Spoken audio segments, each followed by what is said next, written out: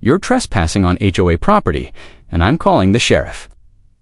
Margaret Whitmore's voice cracked like a whip across the marina as she jabbed her manicured finger toward the dock, where David Chen stood examining the splintered wood. Her face flushed crimson beneath her perfectly styled blonde bob, the HOA president's badge gleaming on her blazer. Like a sheriff's star, David didn't look up from the gaping hole in his dock's planking, where fresh gouges revealed someone had taken a crowbar to the expensive composite boards he'd installed just 3 months ago. "This is my dock, Margaret. Property deed says so, and you know it. Your dock extends 6 inches past the property line into common waterway," she snapped, her voice rising to attract the growing crowd of residents gathering near the clubhouse. "And now you're trying to frame the HOA for your own negligence." The irony wasn't lost on David. 3 weeks ago, he'd been sitting in the same community center where Margaret now held her weekly power trips, presenting a $2.3 million development proposal to the city council. The same residents who whispered behind his back about the new money. Chinese guy had no idea he'd just closed the biggest commercial real estate deal in the county's history. They saw his modest lakeside cottage and assumed he was scraping by, maybe even behind, on his HOA dues. But Margaret knew better. She'd seen the architectural plans for his proposed waterfront restaurant when they'd crossed her husband's desk at the planning commission. She'd watched David's property value triple in 2 years as luxury developments sprouted around the lake, and she'd seethed as his quiet success made her 20-year reign as the neighborhood's social queen look increasingly petty and small. The real twist would come later, when Margaret discovered that David hadn't just bought property in Willowbrook Estates. He'd been systematically acquiring the HOA's mounting debts through shell companies, purchasing their delinquent boat loan, their overdue landscaping contracts, even their liability insurance policy. What started as harassment over 6 inches of dock space was about to become a hostile takeover that would strip Margaret of everything she'd built her identity around. The sheriff's cruiser pulled into the marina parking lot, dust kicking up from the gravel as Deputy Williams climbed out. Margaret's smile turned victorious, the same expression she'd worn when she'd convinced 3 other board members to vote for enhanced waterfront enforcement last month. She had no idea that her campaign of petty tyranny was about to collide with someone who understood power far better than she did. "Ma'am, you reported a trespassing incident," Williams asked, his hand resting casually on his radio as he approached the dock. "This man is refusing to remove his illegal dock extension," Margaret announced, her voice carrying across the water. "He's violated our community covenants and is now damaging HOA property to cover his tracks." David finally looked up, his expression calm despite the rage burning in his chest. The damaged dock represented 6 months of permitting battles, engineering consultations, and $15,000 in materials that Margaret had just destroyed with a few strategic crowbar strikes at dawn. But she'd made a critical error. She'd assumed he was just another resident she could bully into submission. "Deputy Williams," David said evenly, pulling out his phone to display the photos he'd taken an hour earlier. "I'd like to file a vandalism report. Someone damaged my dock overnight, and I have security footage of the incident." Margaret's face went pale. "You're lying. There are no cameras on this waterfront." "Actually, there are. Hidden wildlife cameras I installed to monitor the osprey nest on my property." David's voice carried a hint of steel now. "The footage shows someone matching your description, taking a crowbar to my dock at 5:47 a.m., along with your vehicle's license plate." The deputy's demeanor shifted, his casual stance becoming more professional as he looked between the 2 residents. "Sir, if you have video evidence of property damage, I'll need to see it." Margaret's mouth opened and closed like a fish gasping for air. She'd been so focused on her vendetta that she'd forgotten about the motion-activated cameras David had mentioned at the last board meeting, the same meeting where she'd dismissed his concerns about waterfront security as paranoid nonsense from someone who doesn't understand our community values. "This is ridiculous," she sputtered, but her voice lacked its earlier conviction. "He's trying to distract from his own violations. The HOA has documentation. The HOA has a problem." David interrupted, his tone remaining conversational despite the bombshell he was about to drop. "As of this morning, I own your boat." The words hit Margaret like a physical blow. the community's prized pontoon boat, the centerpiece of their summer social events, the symbol of Willowbrook's exclusive lakefront lifestyle. The boat they'd been making payments on for 3 years, the one that had become a source of increasing financial strain as membership dues declined and maintenance costs soared. "That's impossible," Margaret whispered, but David was already pulling out a folder from his truck. "Banco National sold me the note yesterday for 30 cents on the dollar," he said, handing Deputy Williams a copy of the purchase agreement. "The HOA is 4 months behind on payments, and the lien gives me the right to immediate possession. I'll be taking delivery this afternoon." Margaret's carefully constructed world was crumbling in real time. The other residents had stopped their morning walks to watch the drama unfold, their faces showing a mixture of shock and dawning recognition. David Chen wasn't just some newcomer they could intimidate. He was the quiet predator who'd been circling their community's financial weaknesses for months. "You can't do this," Margaret's voice broke slightly, her composure finally cracking. "The community needs that boat. It's for everyone's enjoyment." The community should have thought about that before electing a board that couldn't manage basic financial obligations, David replied, his tone still maddeningly calm. "And before that same board decided to wage a personal campaign against my property rights." Deputy Williams cleared his throat, clearly uncomfortable with the escalating situation. "Folks, I'm going to need to see this security footage and take statements from both parties. Mr. Chen, if you have evidence of vandalism, we can file charges." "Ma'am, I'll need to hear your side of the story." Margaret's legs felt unsteady as the full scope of her situation became clear. The vandalism charge would be bad enough, but the boat sale was just the beginning. If David had acquired their boat loan, what other HOA debts had he purchased? Their landscaping contract, their insurance policies, the community center mortgage. "The dock extension is still illegal," she said weakly, grasping for any remaining leverage. "Actually, it's not," David said, pulling out another document. "I had a new survey done last month. The property line extends 4 feet further into the water than your original survey indicated. My dock is completely within my legal boundaries." The crowd of residents had grown larger, and Margaret could see the shift in their expressions. These were people who'd elected her to protect their property values and maintain their exclusive community standards. Now they were watching her get systematically dismantled by someone she'd underestimated, someone who'd been quietly accumulating power while she'd been playing petty politics. "Furthermore," David continued, his voice gaining strength, "I've filed a complaint with the State Attorney General's office regarding the HOA's financial management. Specifically, the misappropriation of dues money for personal vendettas and the failure to maintain legally required reserve funds." Margaret's knees buckled slightly. The reserve funds she'd been slowly draining to pay for her enhanced enforcement measures, the legal fees she'd authorized for harassment lawsuits against residents who challenged her authority, the expense reports she'd been padding with charges for her community oversight activities. "This is harassment," she managed to whisper. "This is consequences." The Willowbrook Estates Community Center had never seen anything like the emergency board meeting that convened at 7 p.m. that same evening. Margaret sat at the head of the conference table, her usual commanding presence reduced to a nervous fidget as she shuffled through papers with shaking hands. The other 4 board members exchanged worried glances, their faces reflecting the same question. How had they not seen this coming? David Chen entered the room at exactly 7 p.m., carrying a leather portfolio that seemed to weigh more than its contents should. He'd changed from his morning work clothes into a crisp navy suit, the transformation complete from suburban property owner to the corporate predator he'd always been. The residents filing into the gallery seating didn't recognize the shift, but Margaret did. "Ladies and gentlemen," Margaret began, her voice cracking slightly, "we're here to discuss the recent developments regarding our community assets." "Let's skip the pleasantries," David said, taking a seat directly across from her. "I assume you've all had a chance to review the documentation I sent this afternoon."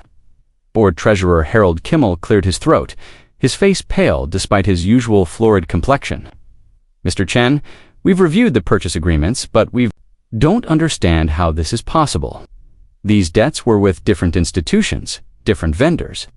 David opened his portfolio with deliberate precision: Harbor Financial, Lakeshore Landscaping, Premier Marine Services, and Consolidated Insurance.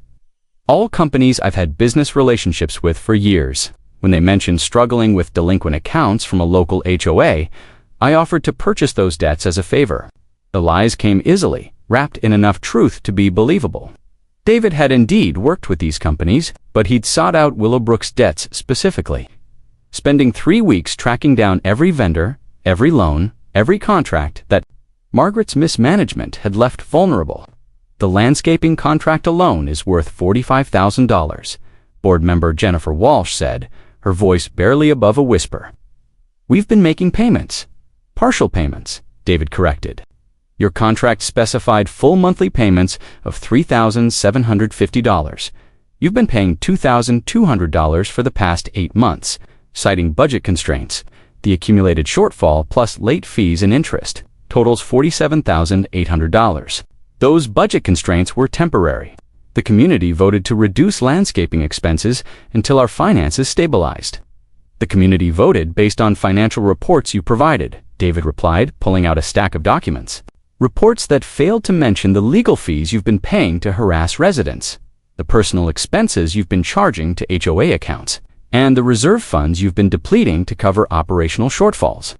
The room fell silent, except for the whispered conversations starting in the gallery seating. Residents who'd trusted Margaret's leadership for 2 decades were beginning to understand the scope of her financial mismanagement. I've done nothing illegal, Margaret said, but her voice lacked conviction. Perhaps not illegal, but certainly unethical, David responded. The $3,200 you charged for community oversight last month, would you care to explain what services that covered? Margaret's face flushed red. I spend countless hours managing this community's affairs. Board members deserve compensation for their time. Board members and HOAs are volunteers, David said calmly. Compensation requires community approval and must be specifically outlined in the governing documents, neither of which exists in your case. Harold Kimmel was frantically flipping through his copy of the HOA bylaws, his face growing more ashen with each page. Margaret, I don't see any provision for board compensation in here. It's an administrative fee, Margaret stammered, for services rendered beyond normal board duties. Like having my dock vandalized, David asked, his voice still maddeningly. Come, or filing false complaints with the county about my property improvements, or attempting to have my business license revoked based on fabricated violations. The gasps from the gallery seating were audible now. Margaret's campaign against David had been more extensive than most residents realized. A systematic harassment effort that had cost the HOA thousands in legal fees and administrative costs. You've been targeting Mr. Chen specifically, Jennifer Walsh said, her voice growing stronger as she pieced together the timeline. The enhanced waterfront enforcement, the property line disputes, the permit challenges. This has all been personal. Margaret's composure finally cracked completely. He doesn't belong here. He bought that property to flip it, to turn our quiet community into some commercial development. He's going to destroy everything we've built. What I'm going to do, David said, standing up slowly, is exercise my rights as a creditor. The pontoon boat will be repossessed tomorrow morning. The landscaping contract will be terminated at the end of the month. Your insurance policy will be canceled effective immediately, unless you can bring the account current. The room erupted in voices as residents began to understand the full scope of their community's financial crisis. Without landscaping, their property values would plummet. Without insurance, their liability exposure would be enormous. Without the boat, their summer social calendar would be devastated. You can't do this to the entire community because of a personal dispute, pleaded. There are 47 families here who had nothing to do with this. You're right, David said, his expression softening slightly. Which is why I'm prepared to offer the community a way out. Margaret's eyes narrowed. What kind of way out, David? Pulled out a final document from his portfolio. I'll forgive all debts and return all assets to the HOA, effective immediately. In exchange, I want Margaret Whitmore removed from the board and banned from holding any future HOA office. The silence that followed was deafening. Margaret's face went white as she realized the choice being offered to her community, her political career, or their collective financial survival. This is extortion, she whispered. This is consequences, David replied. the same consequences any business faces when leadership fails to meet their fiduciary responsibilities. Board member Thomas Rodriguez, who'd been silent throughout the meeting, finally spoke up. "Margaret, maybe it's time to consider stepping down, for the good of the community." "You can't be serious," Margaret said, looking around the table at faces that had supported her for years.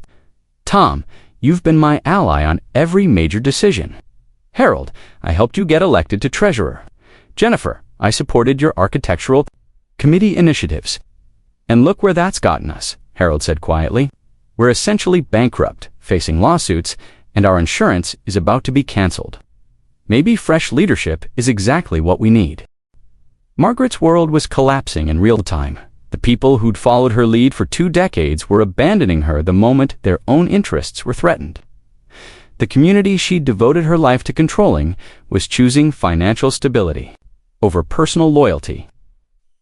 "I need time to consider this," she said, her voice barely audible. "You have until tomorrow morning," David said, closing his portfolio. "The boat repossession is scheduled for 9 a.m. If you haven't resigned by then, I'll proceed with exercising all my creditor rights." As the meeting adjourned and residents filed out in worried clusters, Margaret remained seated at the head of the table, staring at the resignation letter David had thoughtfully provided. Her 20-year reign as the unquestioned queen of Willowbrook Estates was ending not with a political challenge or community revolt, but with a simple financial calculation. The man she'd tried to drive out of the community had systematically acquired the power to destroy everything she'd built. And the worst part was, she'd handed him the weapons to do it. Margaret stood at her kitchen window at 5:30 a.m. Watching the sun rise over the lake she'd considered her personal domain for 2 decades. The resignation letter lay unsigned on her granite countertop, its crisp white paper mocking her with its finality. She'd spent the night pacing her hardwood floors, calling board members who'd stopped answering their phones, and researching legal options that simply didn't exist. The pontoon boat bobbed gently at the community dock, its red and white awning fluttering in the morning breeze. That boat had been her idea, her project, her symbol of Willowbrook's exclusive lifestyle. She'd organized the fundraising campaign, negotiated the loan terms, and personally overseen its delivery 3 years. AGO. The thought of David Chen stripping it for parts felt like watching someone dismantle her life's work, piece by piece by piece. At 6 a.m., she made her decision. Margaret slipped out of her house in yesterday's clothes, her perfectly styled hair still disheveled. From a sleepless night, the marina was empty except for the early morning joggers following the lakefront trail, their rhythmic footsteps echoing off the water. She had the boat keys in her purse, board president privileges that technically expired the moment she resigned. But no one had thought to change the locks yet. The pontoon's engine turned over on the second try. Its familiar, offering it, moment of comfort in the chaos of her collapsing world. Margaret had spent hundreds of hours on this boat, hosting board meetings on the water, organizing community social events, and cementing the relationships that had kept her in power for 2 decades. If David Chen wanted to take it apart, he'd have to find the pieces first. She guided the boat out of the marina with practiced ease, heading for the narrow channel that connected their lake to the larger reservoir system. The morning mist clung to the water's surface, providing perfect cover for her escape. By the time David arrived for his 9 a.m. repossession, she'd be miles away with his $40,000 bargaining chip. The plan was simple: hide the boat at her sister's property on the far side of the reservoir, then use its disappearance as leverage to negotiate better terms. Margaret wasn't about to let some arrogant newcomer destroy her community without a fight. She'd spent too many years building Willowbrook into an exclusive haven to surrender it to David's commercial ambitions. But as she navigated the channel between the lake and reservoir, Margaret's phone began buzzing with increasingly frantic text messages. The first was from Harold Kimmel at 6:45 a.m. "Margaret, please tell me you didn't take the boat." The second came from Jennifer Walsh. "The repo company is here early. They're asking where you are." Margaret's hands tightened on the steering wheel as she realized her mistake. David Chen hadn't scheduled the repossession for 9 a.m. Out of courtesy, he'd scheduled it to give her time to do exactly what she was doing. He'd anticipated her desperation, planned for her irrationality, and set a trap that she'd walked into, with her eyes wide open. The third text message came from David himself. "Margaret, You're making this much worse for yourself. Boat theft is a felony. She nearly threw the phone into the water, but stopped herself as the full scope of her situation became clear. Taking the boat hadn't been a clever escape plan. It had been a catastrophic mistake that transformed her from a failing HOA president into a criminal defendant. David had pushed her exactly far enough to make her destroy herself. Her phone rang, the caller ID showing Deputy Williams' number. Margaret stared at the device for 3 rings before answering, her voice barely steady. "Ma'am, I need you to return to the marina immediately," Williams said, his tone official but not unkind. "Mr. Chen has reported the boat stolen, and I have a warrant for your arrest." "It's not stolen," Margaret said desperately. "I'm the HOA president. I have authority over community assets. Ma'am, according to the documentation I've reviewed, Mr. Chen owns the boat as of yesterday. Taking it without permission constitutes theft regardless of your board position." Margaret's eyes filled with tears as she realized the trap's final spring. David hadn't just acquired her debts, he'd baited her into committing an actual crime. Her harassment campaign had been unethical and vindictive, but boat theft was a felony that could destroy her life completely. "I'm bringing it back," she said, her voice breaking. "I'll be there in 20 minutes. Ma'am, you need to understand that returning the boat doesn't make the theft charge disappear. I strongly recommend you contact an attorney before making any statements." Margaret hung up and turned the boat around, her 20-year reign as Willowbrook's queen ending with a criminal perp walk. The morning mist was burning off, revealing the lake in all its pristine beauty. This had been her kingdom, her domain, her life's work. Now it would be her shame. As she approached the marina, Margaret could see the crowd gathered on the dock. David Chen stood with Deputy Williams and a man in coveralls she assumed was from the repossession company. The other board members were there too, their faces showing a mixture of disappointment and embarrassment. A few residents had gathered to watch the spectacle, their expressions ranging from shock to vindication. Margaret guided the boat to the dock with shaking hands, her movements careful and deliberate. She'd been operating boats for 30 years, but this final docking felt like the most difficult navigation of her life. The engine died with a cough, leaving only the gentle lapping of water against the hull. "Margaret Whitmore, you're under arrest for theft of property valued over $5,000, Deputy Williams said as she stepped onto the dock. "You have the right to remain silent, ... The handcuffs felt cold against her wrists as Williams read her Miranda rights. Margaret looked up at David Chen, expecting to see triumph or satisfaction in his expression. Instead, she saw something that looked almost like pity. "This didn't have to happen," he said quietly. "All you had to do was leave me alone." "You destroyed my community," Margaret replied, her voice filled with a mixture of rage and defeat. "No," David said, watching as the repo man started disconnecting the boat's battery. "You destroyed it yourself. I just held you accountable." As Deputy Williams led Margaret to his patrol car, she turned back to watch the pontoon boat being prepared. For transport, the man in coveralls was already removing the seats, preparing to strip the vessel for parts, just as David had promised. Her symbol of community exclusivity was being reduced to salvage value, piece by piece, asterisk, asterisk. The residents who'd gathered to watch were dispersing now, their conversations hushed and troubled. Margaret caught fragments of their discussions. ... Never thought she'd go this far ... Always seemed so in control ... What happens to the HOA now? What happened to the HOA was exactly what David Chen had planned from the beginning. With Margaret facing criminal charges and the other board members in disarray, he'd have a clear path to reshape Willowbrook Estates. According to his vision, the quiet suburban community would become something else entirely, and there was nothing left to stop him.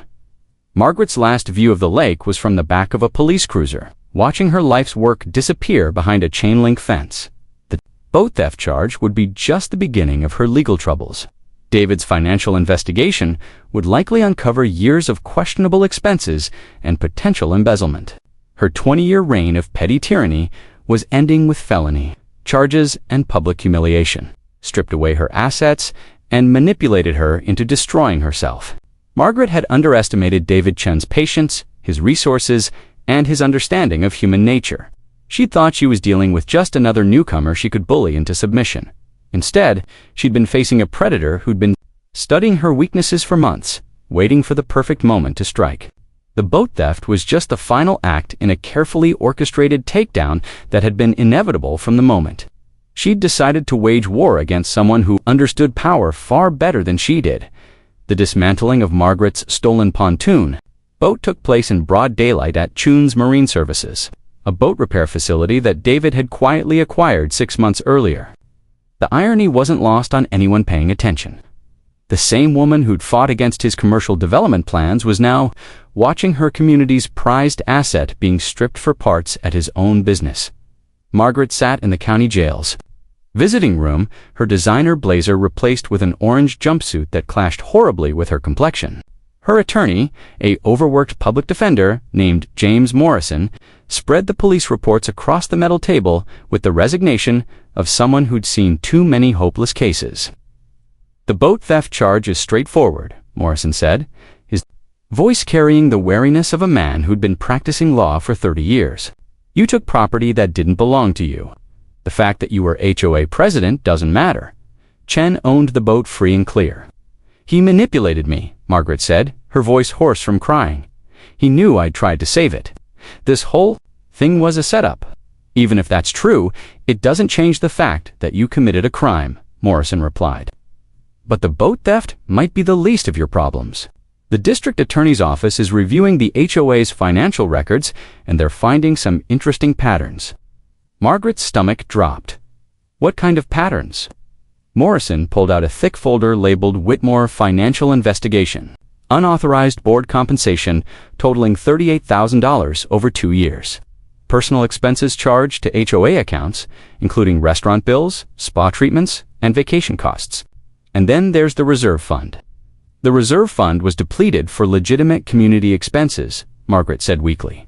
"Legal fees to harass residents don't qualify as legitimate community expenses," Morrison said. "To dig up dirt on people who challenge your authority. Or the $15,000 you spent on surveillance equipment to monitor your neighbors." Margaret's hands shook as she realized the full scope of her exposure. She'd justified every expense as necessary for community protection, but stripped of context, her spending looked like systematic embezzlement. David Chen hadn't just acquired her debts, he'd handed law enforcement a detailed financial trail that painted her as a corrupt official who'd been looting her own community. "How much time am I looking at?" she asked. "If they pursue all charges, anywhere from 3 to 7 years, Morrison said, "but there might be a way to minimize the damage." Margaret looked up hopefully. "What kind of way?" Chen's attorney called. "This morning, he's willing to recommend leniency in exchange for your full cooperation with the financial investigation and a complete resignation from all HOA positions." "That's what he wanted from the beginning," Margaret said bitterly. "He gets to destroy my life and look magnanimous doing it." "Margaret, you need to understand something," Morrison said, his tone becoming more direct. "Chen didn't destroy your life. Your choices destroyed your life.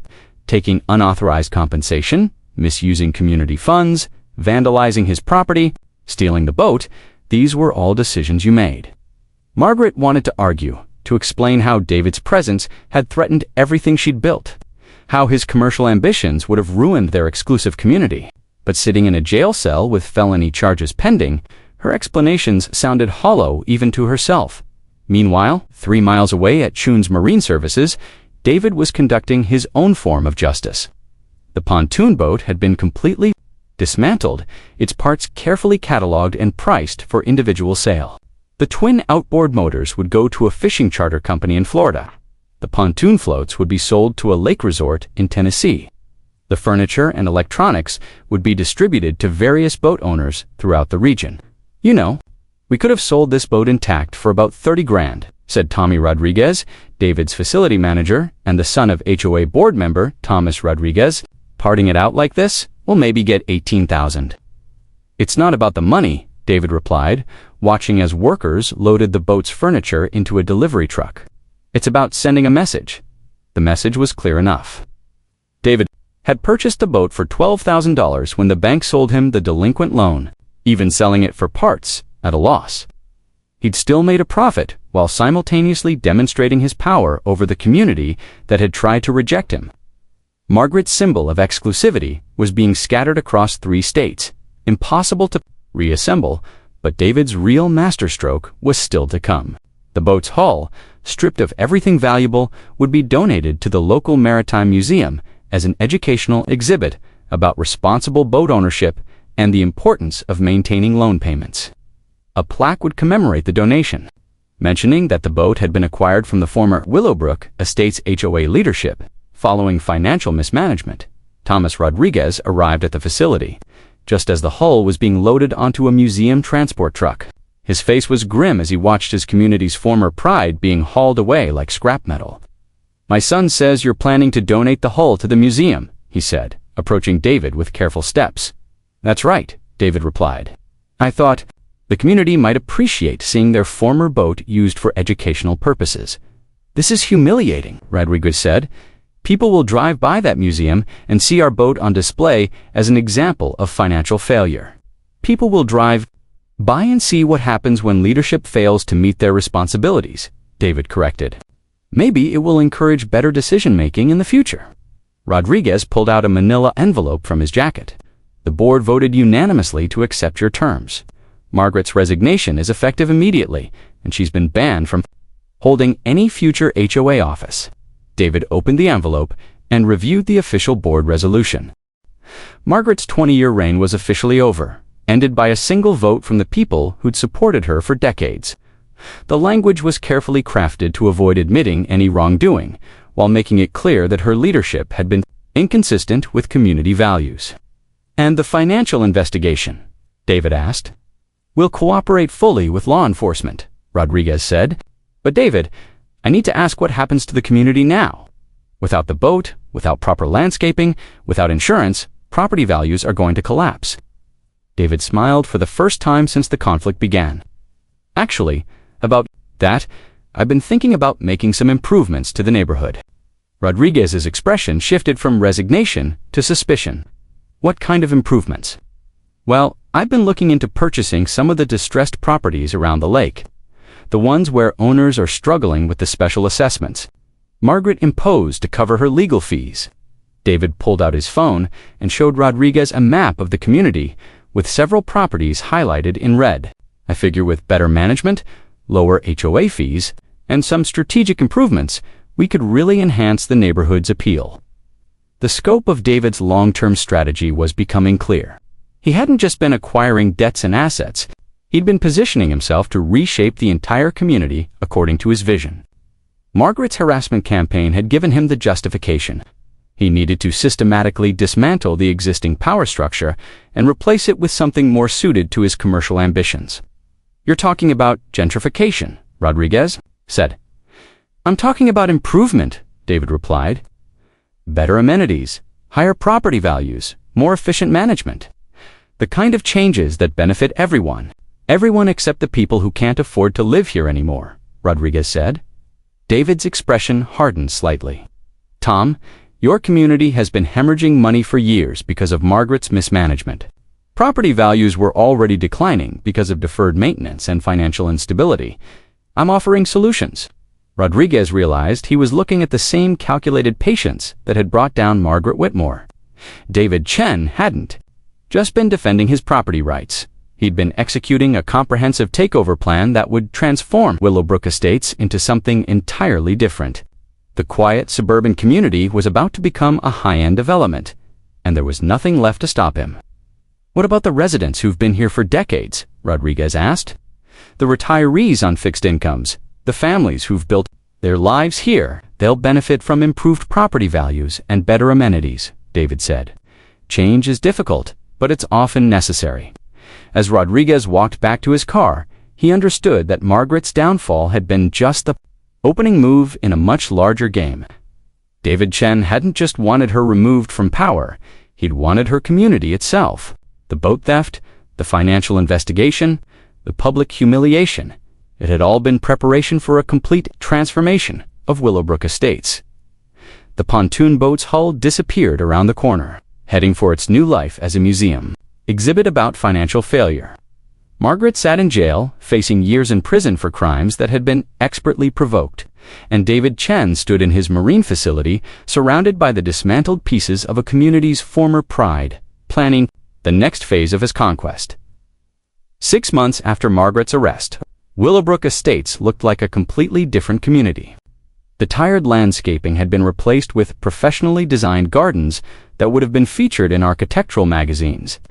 The outdated community center had been renovated into a sleek amenities facility with a fitness center business, offices, and event spaces. Property values had increased by an average of 30%. And the waiting list for homes in the development had grown to over 200 prospective buyers. David Chen stood in what had once been Margaret's office, now transformed into a modern workspace with floor-toozling windows overlooking the lake. The wall that had once displayed Margaret's awards and community service certificates now featured architectural renderings of the planned marina expansion, the proposed restaurant complex, and the luxury townhomes that would replace the community's older cottages. The Henderson property closed yesterday, reported Sarah Martinez, the professional property manager David had hired to replace the volunteer HOA board. That's the 4th sale this month to buyers looking to tear down and rebuild. David nodded, reviewing the sales data on his tablet. What about the Kowalski family? Are they still resisting the buyout offer? They're considering it, Sarah said. But they're concerned about finding comparable housing they can afford. Their fixed income won't stretch to cover the increased property taxes on a renovated home. Make sure they understand that our offer is generous, David said. But also make sure they understand that property taxes will continue to rise as the neighborhood improves. Better to sell now while they can still afford to relocate. The conversation was interrupted by a knock on the office door. Thomas Rodriguez entered, looking older and more tired than he had 6 months earlier. His son Tommy had quit his job at Chun's Marine Services after the boat dismantling, unable to watch his father's community being systematically transformed into something unrecognizable. David, we need to talk about the Williamson situation, Rodriguez said, settling into a chair across from the desk. What about it? David asked, though he already knew the answer. Eleanor Williamson is 83 years old. She's lived in that cottage for 47 years. Your improvement assessment of $45,000 is going to force her out of her home. David looked up from his tablet, his expression showing mild interest rather than concern. The assessment covers infrastructure, improvements that benefit everyone. New water lines, upgraded electrical systems, improved drainage. These aren't cosmetic changes. They're necessary maintenance that's been deferred for years. Because of Margaret's mismanagement, I understand that, Rodriguez said, but the result is the same. Long-term residents are being forced out because they can't afford to live in their own neighborhood anymore. Tom, I'm not forcing anyone out, David replied. I'm offering market rate buyouts to anyone who wants to sell. That's more generous than most developers would provide. Rodriguez leaned forward, his frustration evident. You know exactly what you're doing. You've studied this community for months, identified the financial pressure points, and systematically applied leverage until you got what you wanted. Margaret was just the first domino. David set down his tablet and gave Rodriguez his full attention. What I'm doing is creating value. Property values are up, crime is down, and the community finally has professional management instead of petty politics. Everyone benefits. Everyone who can afford to stay benefits, Rodriguez corrected. The Kowalskis, the Williamsons, the Patels, they're all being pushed out by rising costs they can't control. That's unfortunate, David said, his tone suggesting it was anything but. But communities evolve. The alternative was watching Willowbrook slowly deteriorate under Margaret's leadership until everyone's investments were worthless. Sarah Martinez shifted uncomfortably in her chair, clearly aware that she was witnessing a conversation that revealed more about David's true intentions than he usually shared. Rodriguez noticed her discomfort and addressed her directly. Sarah, you've been managing HOAs for 15 years. Have you ever seen a community transformation this aggressive? I've seen communities upgrade their amenities and improve their financial position, Sarah said carefully, but usually it's a gradual process that takes several years. This isn't gradual, Rodriguez said. This is systematic displacement disguised as improvement. David's expression hardened slightly. Tom, let me be very clear about something. Margaret Whitmore spent 20 years running this community into the ground. Deferred maintenance, financial mismanagement, and petty politics created a situation where dramatic action was necessary. I didn't create this crisis. I'm solving it. By pricing out half the residents who've lived here for decades, Rodriguez said. By creating a sustainable financial model that ensures long-term viability, David corrected. The residents who remain will enjoy significantly improved amenities and property values. The ones who choose to sell will receive generous compensation for their investments. Rodriguez stood up, his face showing the wariness of a man who'd realized he was fighting a battle he couldn't win. Choose to sell, as if they have any real choice. When you've engineered a situation where they can't afford to stay, everyone has choices, Tom, David said. Margaret chose to harass me instead of working with me. You chose to support her for years instead of demanding better leadership. The community chose to ignore financial problems until they became a crisis. I'm simply dealing with the consequences of those choices. After Rodriguez left, Sarah Martinez remained seated, her expression thoughtful. David, can I ask you something? Of course. Was this always the plan? Even before Margaret vandalized your dock? David considered the question for a moment before answering. I bought property in Willowbrook because I wanted a quiet place to semi-retire. Margaret's harassment campaign convinced me that quiet wasn't an option, so I adapted. Adapted, Sarah repeated, by systematically acquiring control of the entire community. By protecting my investment, David said. Margaret thought she could drive me out through harassment and intimidation. Instead, she gave me the justification I needed to implement changes that should have been made years ago. Sarah nodded slowly, understanding that she was working for someone who viewed the community's transformation as a business opportunity rather than a social responsibility. The residents who are being displaced, do you feel any responsibility for their situation? I feel responsibility for the community's financial health and long-term viability, David said. Individual residents will make their own decisions based on their personal circumstances. I can't be responsible for everyone's financial limitations, but you can influence those limitations, Sarah pointed out. The improvement assessments, the management fees, the new community standards, you're creating financial pressure that forces certain decisions. David's smile was cold and calculating. Sarah, I hired you to manage this community professionally, not to psychoanalyze my motivations. Are you comfortable with that arrangement? The threat was subtle but clear. Sarah nodded and gathered her files. Of course. I'll have the monthly financial report ready by Friday. After she left, David returned to his tablet and pulled up the architectural plans for the marina expansion. The project would add 50 luxury boat slips, a waterfront restaurant, and a small hotel. The plans had been in development for over a year, long before Margaret's harassment campaign began. Her vandalism of his dock had simply provided the perfect justification for accelerating the timeline. His phone buzzed with a text message from his attorney. Whitmore plea deal finalized. 18 months prison, 3 years probation, full restitution, no jail time if she cooperates with ongoing financial investigation. David smiled as he typed his response. Acceptable. Proceed with civil recovery actions against board members for financial mismanagement. Margaret's criminal case was just the beginning. Civil lawsuits against the former board members would recover damages for their years of financial mismanagement, while simultaneously discouraging any future challenges to his authority. The message would be clear. Opposing David Chen came with personal financial consequences that extended far beyond losing a political position. The transformation of Willowbrook Estates was nearly complete. The community that had tried to reject him was becoming exactly what he'd envisioned from the beginning, an exclusive high-end development that would serve as the anchor for his broader commercial ambitions. The restaurant, the marina, the luxury townhomes, they were all pieces of a comprehensive development plan that would transform the entire lakefront area. Margaret Whitmore's petty harassment campaign had inadvertently handed him the tools he needed to reshape not just her community, but the entire region's approach to lakefront development. Her downfall had become the foundation for his empire. Margaret Whitmore sat in the passenger seat of her sister's Honda Civic, watching the familiar streets of Willowbrook Estates pass by for the first time in 18 months. The community looked like a movie set designed by someone who'd never actually lived there. Too perfect, too sterile, too expensive for the families who'd called it home for decades. I barely recognize it, she whispered, her voice still carrying the defeated tone that had marked her since the plea deal. The Henderson place, the Kowalski house, even the Martinez cottage, they're all gone. Her sister Linda drove slowly, giving Margaret time to process the transformation. Where modest family homes had once stood, sleek, modern constructions rose behind manicured lawns that looked like they'd been installed yesterday.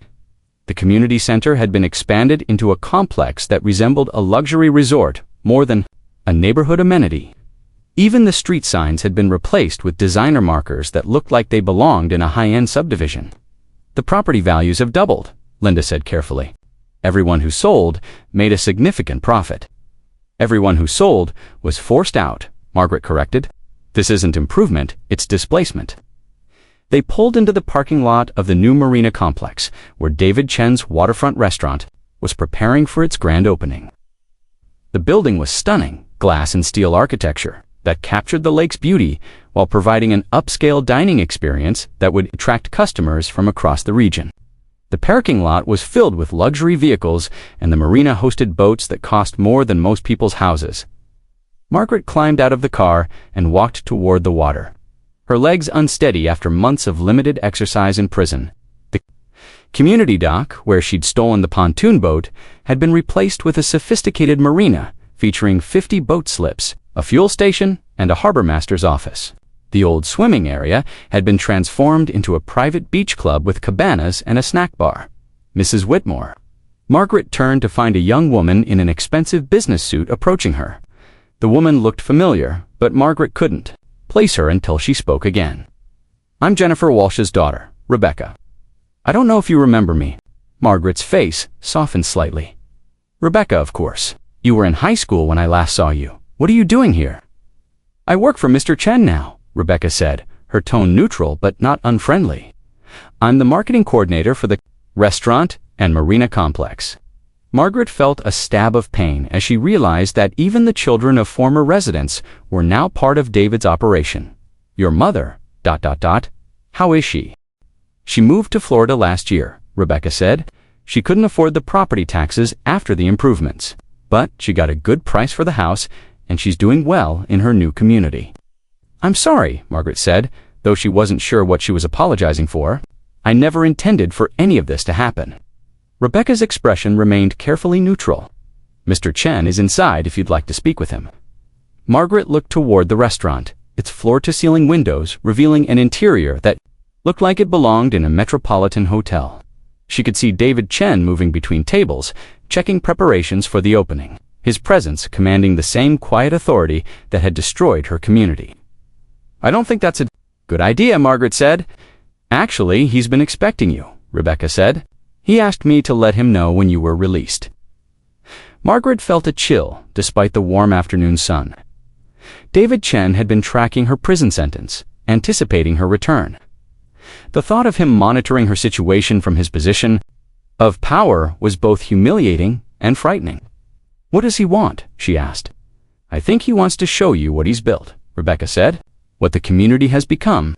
Margaret followed Rebecca into the restaurant, her footsteps echoing on polished concrete floors. The interior was even more impressive than the exterior suggested contemporary design that showcased the lake view while creating intimate dining spaces. The bar area featured local artwork and a wine selection that would have been at home in any major city.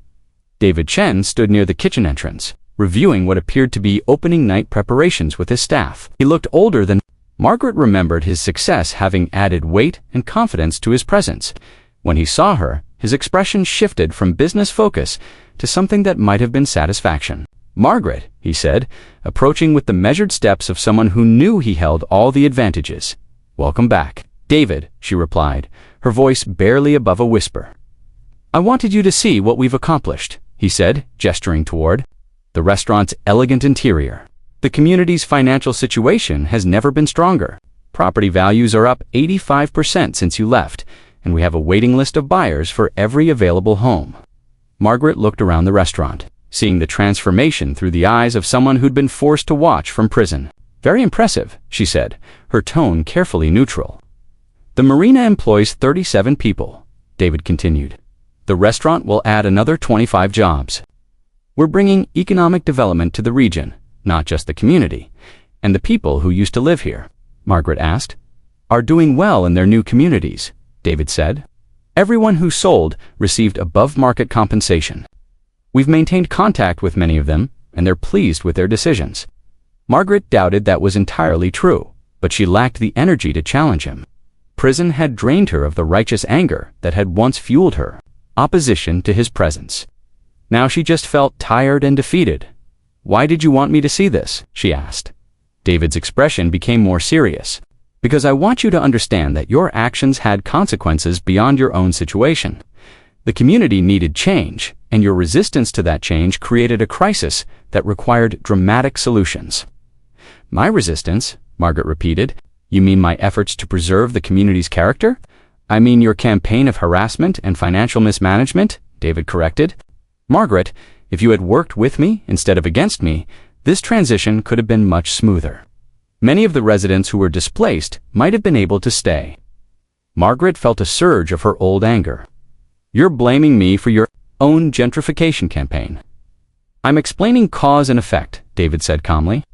Your choices created the situation that required this level of intervention.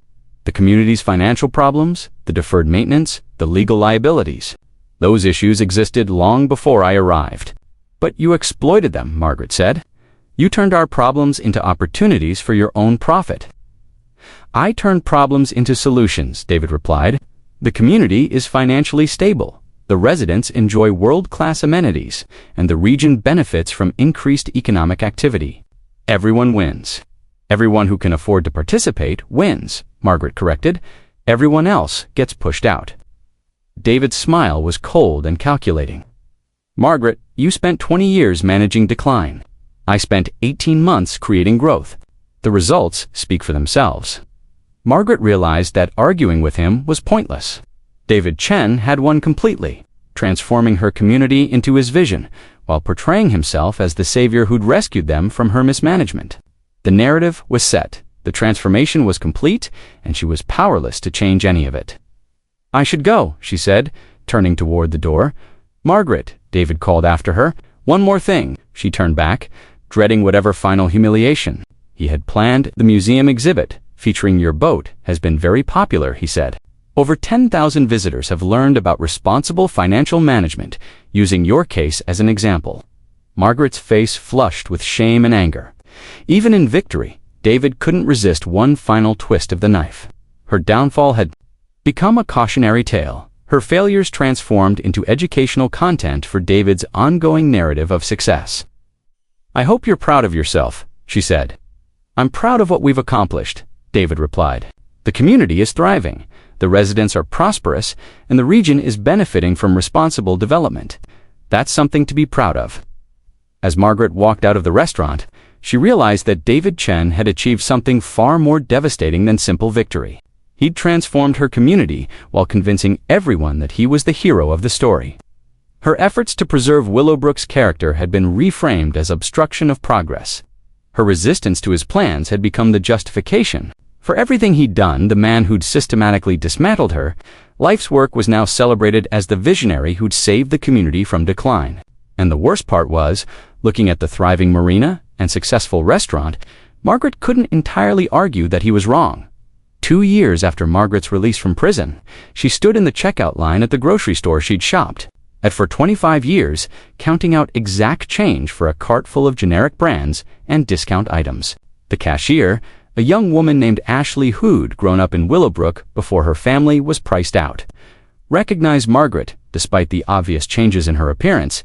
Mrs. Whitmore.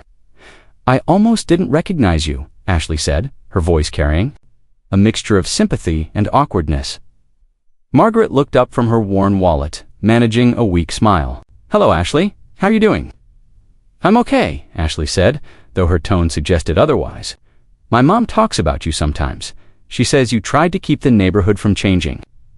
I tried, Margaret said simply. But I made some mistakes. Along the way, the whole family had to move to Riverside after the property taxes went up, Ashley continued, lowering her voice. Mom still drives by the old house sometimes. She says it doesn't even look like the same place. Margaret nodded, understanding the pain of displacement better than most. Asterisk, asterisk. Her own cottage had been sold to cover legal fees and restitution payments, leaving her with just enough money to rent a small apartment in a complex that housed many of Willowbrook's former residents. The irony wasn't lost on her. David Chen had formed their own community, bound together by their shared experience of being pushed out. "How's your mother adjusting?" Margaret asked. "She's doing better," Ashley said. "It was hard at first, but she likes the new place. Says it feels more like a real neighborhood, with people who actually talk to each other." Margaret paid for her groceries and walked out to her sister's old car, thinking about Ashley's comment. The Willowbrook estates that David Chen had created was undeniably beautiful and financially successful, but it lacked the organic community connections that had made the original neighborhood special. The new residents were wealthy professionals who valued privacy and exclusivity over the kind of neighborly relationships that had sustained the community for decades. Her phone buzzed with a text message from Thomas Rodriguez. "Board meeting. Tonight at 7. Community Center. Hope you can make it." Margaret smiled genuinely for the first time in months. The board meeting was actually a gathering of displaced Willowbrook residents who met monthly to maintain the connections that had been broken by their forced relocations. Rodriguez had started the group as a way to provide support and maintain friendships, but it had evolved into something more meaningful. A reminder that community was about people, not property values. That evening, Margaret walked into the community center at Riverside Gardens, the apartment complex where many former Willowbrook residents had ended up. The meeting room was shabby compared to the renovated facilities at David's development, but it was filled with familiar faces and genuine warmth. Margaret, Eleanor Williamson, now 85 and still sharp despite her age, waved from her seat near the front. "Come sit with us. We're talking about the Memorial Garden project." Margaret settled into a folding chair next to Eleanor, feeling more at home than she had in months. Around the room, she saw faces she'd known for decades. The Kowalskis, the Patels, the Martinez family, and 24 others who'd been displaced by David's transformation. "The apartment complex management approved our proposal," Rodriguez announced. "We can create a memorial garden in the courtyard area, with plaques honoring the families who built the original Willowbrook community." "That's wonderful," Margaret said, surprised by how much the news lifted her spirits. "What can I do to help?" "Actually, we were hoping you'd consider being the project coordinator," Rodriguez said. "You have the organizational experience, and honestly, you understand what we've lost better than anyone." Margaret felt tears gathering in her eyes. After years of being portrayed as the villain in David's success story, these people were offering her a chance to build something positive from the wreckage of her mistakes. "I'd be honored," she said. As the meeting continued, Margaret listened to updates from various families about their new lives. The Kowalskis had started a small business, selling their traditional Polish baked goods at local farmers markets.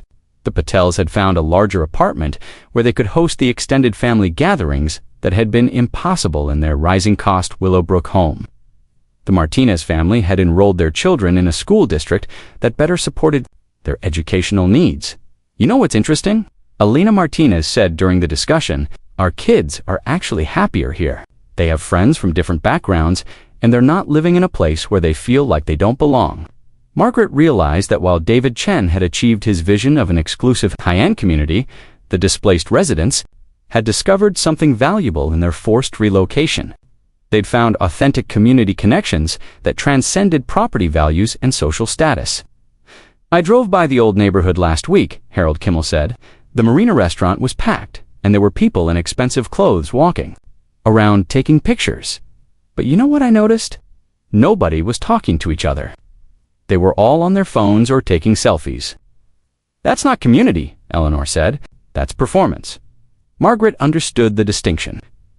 David's Willowbrook was a successful business venture that provided luxury amenities and impressive property values. But it wasn't a community in the traditional sense. It was a collection of individual consumers who'd purchased access to exclusive services. "Do you ever regret fighting him?" Rodriguez asked Margaret directly. Margaret considered the question carefully. "I regret the way I fought him. I regret the mistakes I made and the people I hurt. But I don't regret trying to preserve what we had, even though we lost." Rodriguez pressed. "We didn't lose," Margaret said, looking around the room at the faces. of people who'd maintained their connections despite being scattered across 3 different towns.